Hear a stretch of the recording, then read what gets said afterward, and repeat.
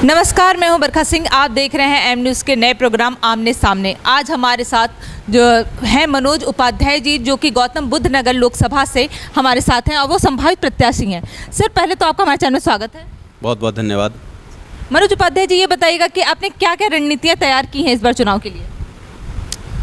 सबसे पहली रणनीति तो भाजपा से टिकट प्राप्त करने की है। भारतीय जनता पार्टी से टिकट मिलना ही सबसे बड़ी जीत और रणनीति होती है, ये आप सब लोग जानते हैं। मतलब तो बीजेपी से जब आपको टिकट की मांग है तो आपने क्या मतलब अब तक में क्या क्या रूपरेखा तैयार की है कि बीजेपी आपको टिकट दे दे? देखिए, मैं ज़मीनी स्तर पर बहुत मेहनत कर रहा हूँ। लोकसभा क्षेत्र के जातिगत आंकड़े, जातियाँ की जातियाँ मुझे समर्थन दे रही हैं। जातियों के अध्यक्ष, जिला अध्यक्ष, वो सब मेरे समर्थन में आ रहे हैं। उनका कहना है कि हमें एक ऐसा सांसद चाहिए जिसमें हिम्मत हो, कुछ करने का जज्बा हो और कोई बात उठाने की ताकत हो। आपको लगता है ये आप में है? बिल्कुल है। मैं लगभग 25 साल से भारतीय जनता पार्टी से जुड़ा हुआ हूँ और मैंने आज तक भारतीय जनता पार्टी से कोई पद नहीं मांगा, कोई टिकट नहीं मांगा। पहली बार मैं लोकसभा का टिकट गौतम बुद्ध नगर क्षेत्र से मांग रहा हूं और मुझे पूरी उम्मीद है पार्टी मुझे ये टिकट देगी। कितने वर्ष हो गए होंगे आपको भाजपा से जुड़े हुए? लगभग 25 साल से तो मैं भाजपा में सक्रिय हूं। वैसे मेरा परिवार आरएसएस का परिवार है। हम लोग शुरू से ही पूरा परिवार, जब से हमने होश संभाला है, हमारे परिवार के किसी भी व्यक्ति ने भारतीय जनता पार्टी के अलावा ना किसी अन्य पार्टी को वोट दिया है और ना ही कभी सपोर्ट किया है। हमारा परिवार भाजपा का परिवार ही माना जाता है।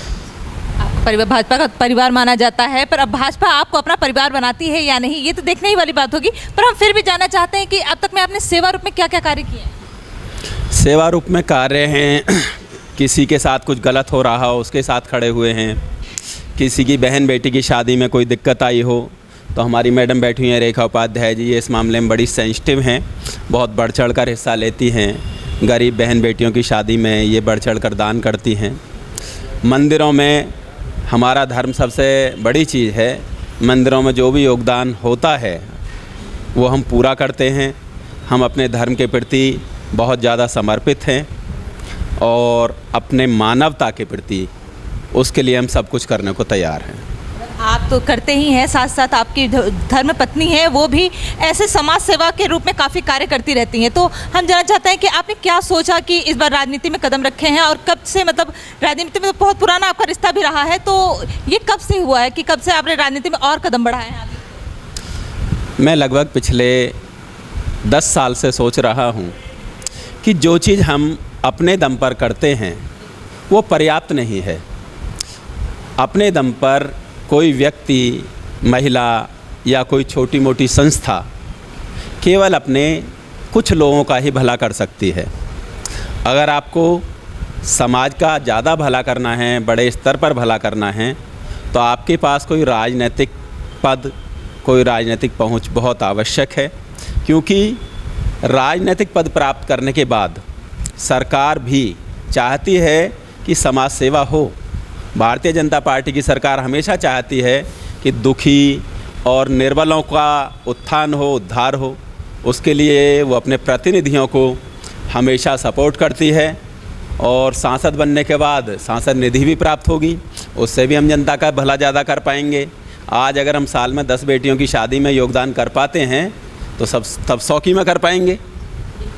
मतलब आपके पास अगर कोई पद होगा तो आप समाज की और सेवा भी कर सकते हैं, ये तो बात बिल्कुल सत्य कहा। पर देखा जाता है कि जब सांसद बन जाता है प्रत्याशी तो फिर वो क्षेत्र से नहीं जुड़ता, वो अपने में ही रहता है। और क्षेत्र में जैसे अभी देखा जाता है कि वर्तमान के जो सांसद हैं वो क्षेत्र में नहीं रहते हैं। सारे जो बुलंदशहर के और साथ ही साथ गौतम बुद्ध नगर के, मतलब सब जगह के सांसदों का यही काम है, वो अब क्षेत्र से नहीं जुड़ते। तो इस पर आपका कुछ कहना है?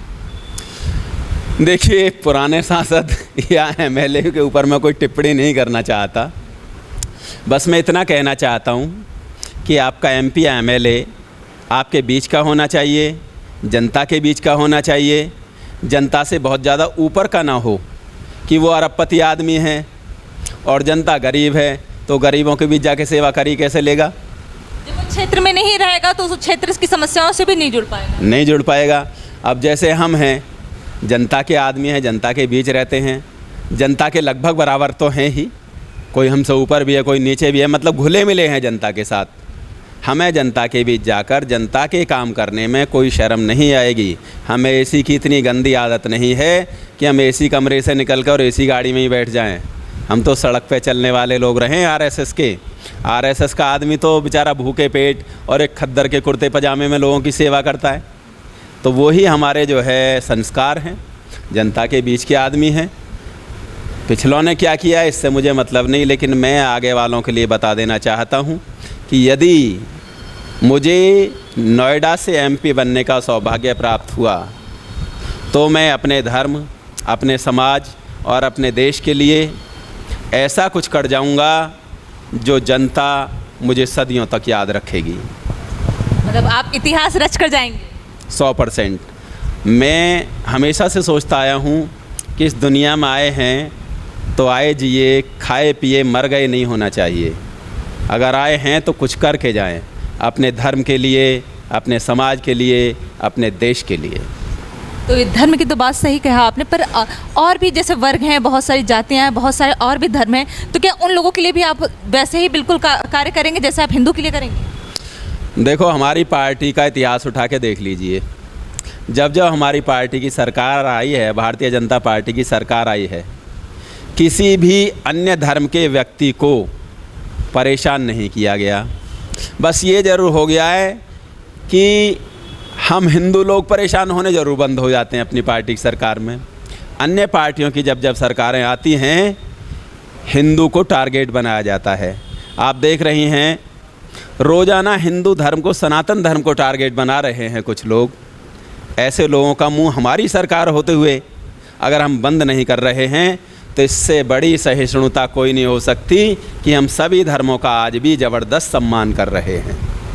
मतलब जो हमारा धर्म तो ऐसे कहता ही है कि सबका सम्मान होगा, तो अब आपका कहना है कि यदि आप सांसद बनते हैं तो आप भी सबका सम्मान करेंगे? सम्मान प्रत्येक धर्म का होगा, लेकिन अपने धर्म को कम नहीं होने दूंगा। मैं सभी धर्मों का सम्मान करता हूं, सभी को चाहता हूं आगे बढ़ें, लेकिन अगर कोई ये चाहे कि मेरा धर्म कमज़ोर पड़े या मेरे धर्म में कोई कमी आए, वो मैं बर्दाश्त नहीं कर पाऊंगा और उसका मुंह तोड़ जवाब दूंगा, शांतिपूर्वक नहीं। तो ये तो लग रहा है कि आप आरएसएस के ही रहे हैं ये, और हम जानना चाहते हैं कि आपके हिसाब से एक अच्छे सांसद में क्या गुण होना बहुत आवश्यक है? अच्छे सांसद के गुण ये हैं, जो मैंने स्टडी किया है लगभग 25 साल के पॉलिटिकल कैरियर में। मैं सबसे पहले बजरंग दल का अध्यक्ष था बुलंदशहर का, शायद 2000 की बात है ये। उसके बाद लगातार रहा, फिर काम धंधे में व्यस्त हो गया, थोड़ा सक्रियता कहीं कभी कम हुई, कभी ज़्यादा हुई, परंतु हमेशा वोट भाजपा को दिया, चुनाव टाइम में समय दिया और अत्यधिक लगभग 70% हम सक्रिय हमेशा रहे।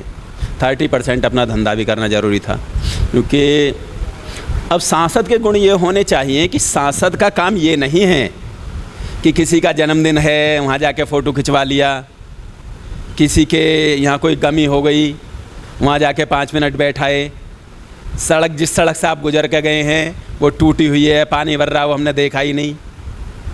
सांसद का काम शो ऑफ नहीं होगा। सांसद का काम ये नहीं है कि बस खाली हमने फ़ोटो खिंचवाए, फेसबुक पे डाले और किस्सा ख़त्म किया।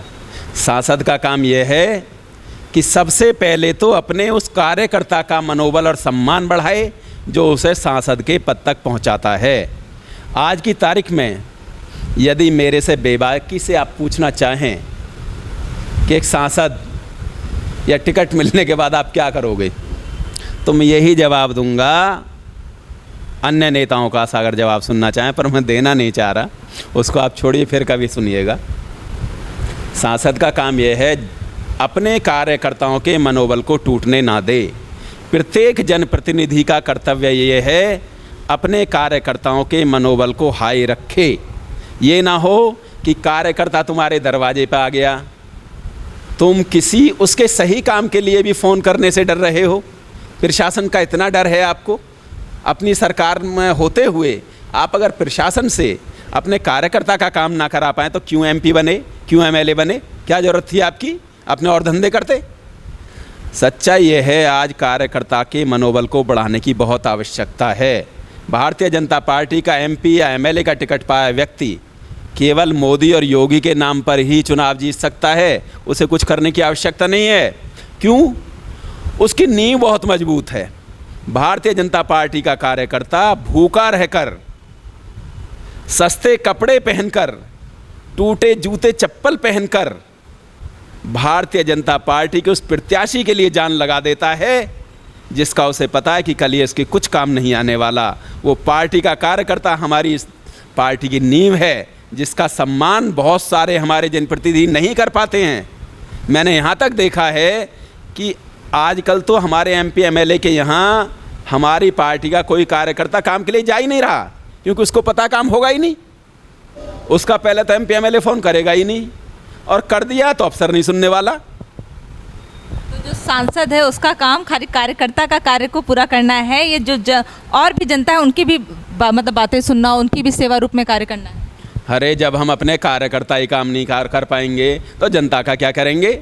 सबसे पहले आदमी अपने को देखता है, फिर परिवार को देखता है, फिर अपने पड़ोसियों को देखता है, फिर अपने शहर को देखता है, समाज को देखता है। तो सबसे पहले एक पार्टी के एमपी एमएलए का कर्तव्य है कि जिस कार्यकर्ता ने उसे एमपी एमएलए बनाया उसकी सुने। अगर हम उसकी नहीं सुनेंगे, जनता क्या सुनेंगे? ये तो बहुत अच्छी बात है कि आप अगर सांसद बनते हैं तो सबसे पहले अपने कार्यकर्ताओं का ध्यान देंगे।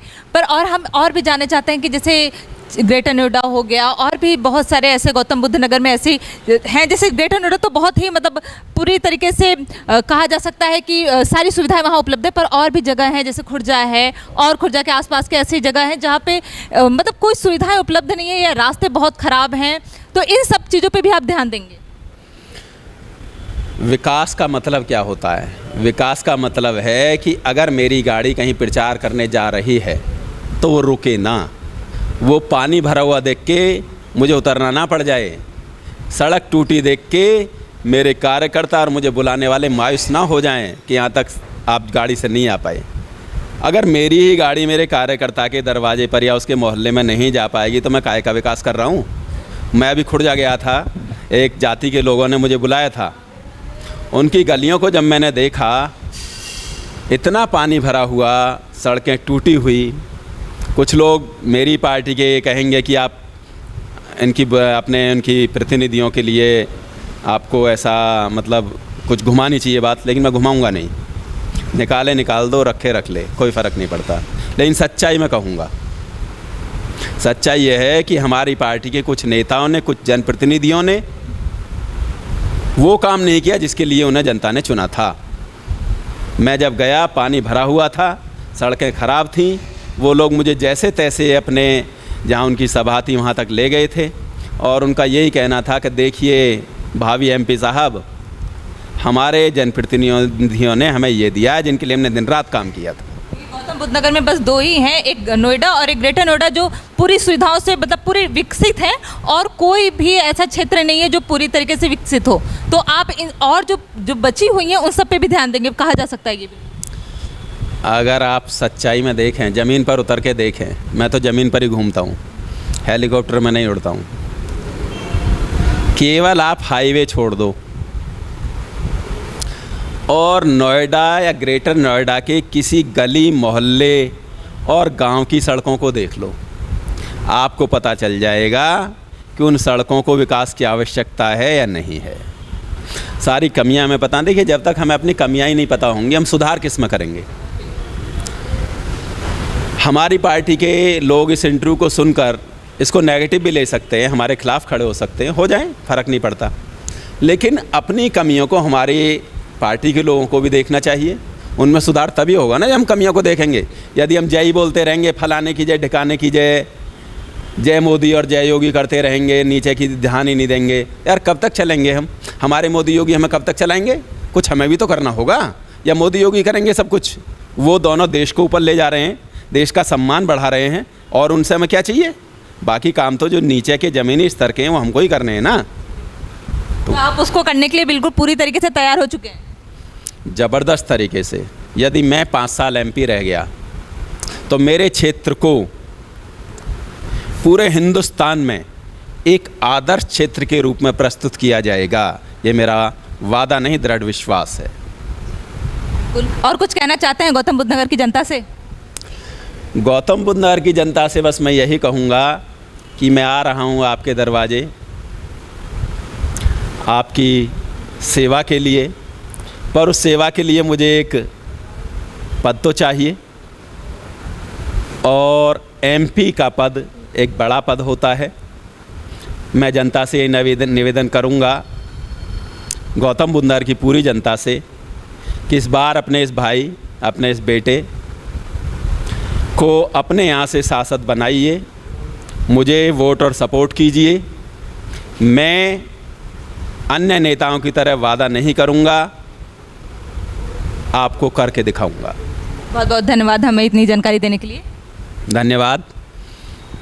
ये थे हमारे साथ मनोज उपाध्याय जी, जो कि इस बार संभावित सांसद प्रत्याशी हैं, और उनका कहना है कि यदि वो इस बार जीत हासिल करते हैं तो वो कार्य करके दिखाएंगे जो आज तक के सांसद ने नहीं किया। वो एक इतिहास रचेंगे, और उनका कहना है कि वो क्षेत्र से जुड़ के रहेंगे, लोगों की बातें सुनेंगे, जो उनकी परेशानी है उनको भी दूर करेंगे। पर देखना तो यही है कि बीजेपी क्या निर्णय लेती है, उन्हें टिकट देती है या नहीं, और टिकट देती है तो ये जीत हासिल करते हैं या नहीं। तब तक के लिए बने रहिए एम न्यूज़ के साथ, मैं बरखा Singh. If you like this video, hit the like button and press the bell icon to never miss an update from